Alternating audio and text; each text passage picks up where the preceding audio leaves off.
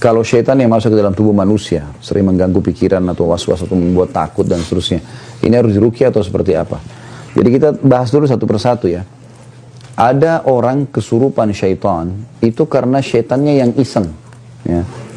Jadi syaitan iseng, dan ini biasanya dia bisa masuk kalau kita jauh dari ibadah. Ya, kita jauh dari ibadah. Misalnya memang kita nggak pernah zikir pagi sore, sholatnya bolong-bolong, segala macam. Nah ini kalau kita datang ke satu lokasi, syaitan seperti penjahat lagi lewat, dia kemudian mengganggu. Gitu. Nah ini biasanya lebih mudah untuk keluarkan, karena dengan dia ibadah, dia lari ke ibadah, maka syaitannya akan merasa kegerahan, kemudian dia akan keluar, gitu kan.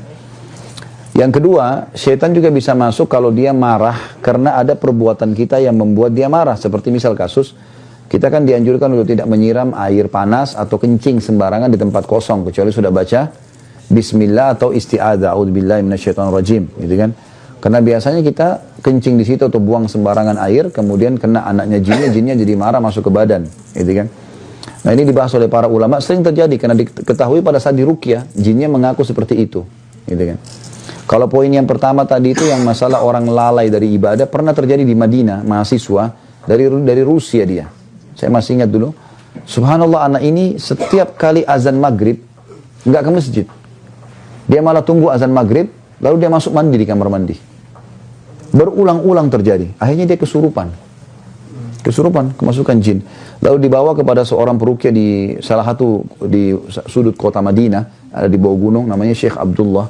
Beliau kadang-kadang kalau ruqyah sering direkam gitu kan. Maka dibawalah ke sana. Lalu waktu di ruqyah, jinnya mengaku kalau orang ini selalu lalai. Lagi azan dia pergi masuk kamar mandi tempat kami masuk menyelamatkan diri.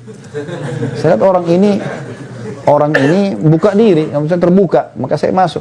Dan kalau ditanya, lalu apa tujuannya syaitan masuk ke dalam badan? Banyak. Yang pertama, dia mudah menguasai.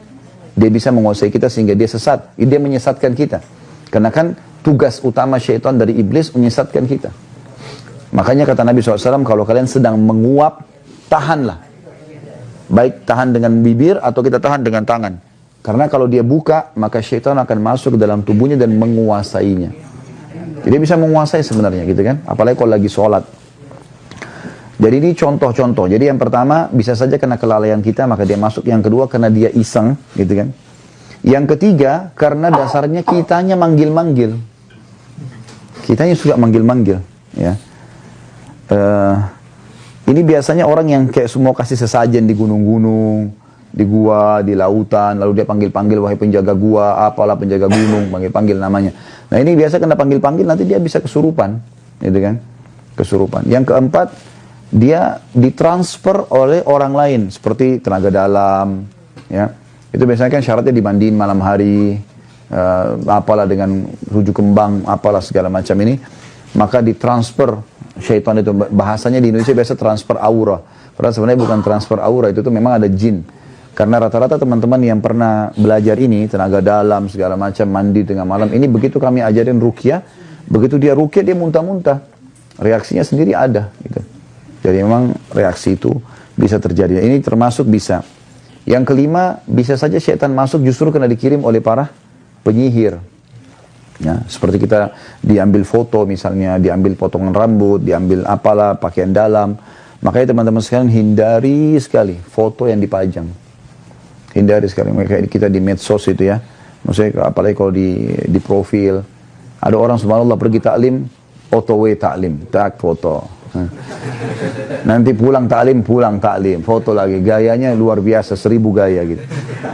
Nah padahal sebenarnya itu bahaya sekali itu. Karena kalau ada orang yang hasut sama kita atau malah suka dengan kita, dia bisa ambil foto profil itu, dia sihir. Sudah cukup untuk menjadi alat sihir.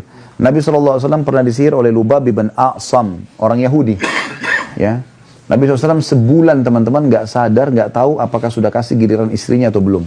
Sampai kadang-kadang istri yang ingatkan, ya Rasulullah belum Anda datang ke tempat kami. Seperti itulah.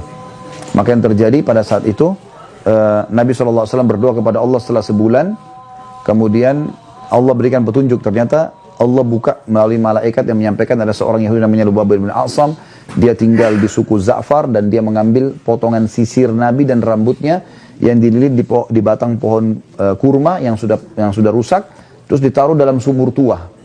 Maka Nabi SAW mengajak Zubair dan Ali radhiyallahu anhum ajma'in lalu membongkar sumur tersebut, mengeluarkan lalu memusnahkan buhulnya. Ya.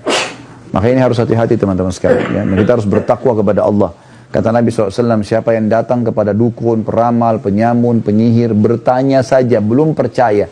Coba tebak tangan saya, coba saya mau tahu nasib saya, coba gini dan begitu, maka tidak diterima sholatnya 40 hari.